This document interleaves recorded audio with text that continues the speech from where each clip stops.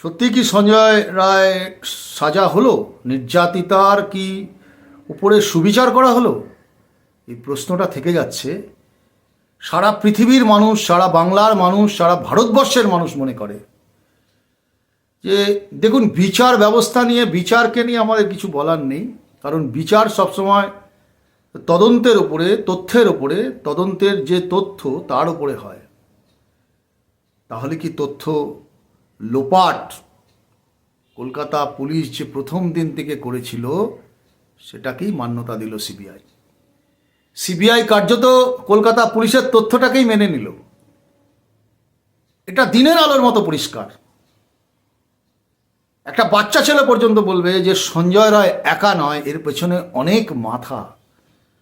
যে মাথাদের বাঁচানো হলো, যে মাথারা আজকে পেছনে দাঁড়িয়ে পর্দার আড়ালে হাসছে, তারা আজকে পর্দার আড়ালে হাসছে, তাদেরকে বাঁচানো হলো। সিবিআই এবং কলকাতা পুলিশ কার্যত যৌথ পরিকল্পনায় কেন্দ্রের বিজেপি সরকার এবং রাজ্যের তৃণমূল সরকার যৌথভাবে সব আসল অপরাধীদের পর্দার আড়ালে লুকিয়ে ফেলল।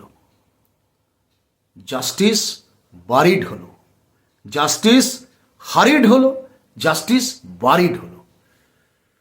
বিচার প্রক্রিয়া, বিচার ব্যবস্থা নিয়ে আমাদের কিছু বক্তব্য নেই, কারণ আমাদের সে ধৃষ্টতাও নেই। কিন্তু এটা পরিষ্কার, দিনের আলোর মতো পরিষ্কার যে সঞ্জয় রায় একা নয়, তার সাথে আর কারা কারা পেছনে ছিল, কারা কারা ছিল, কাদেরকে বাঁচানোর চেষ্টা হয়েছিল।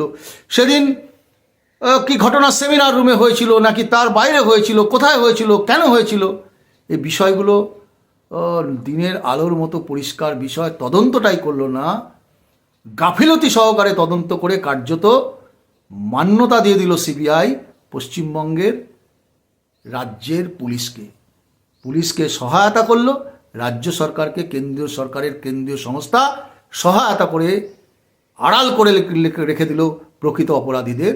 এর বিচার মানুষের আদালতে একদিন হবেই।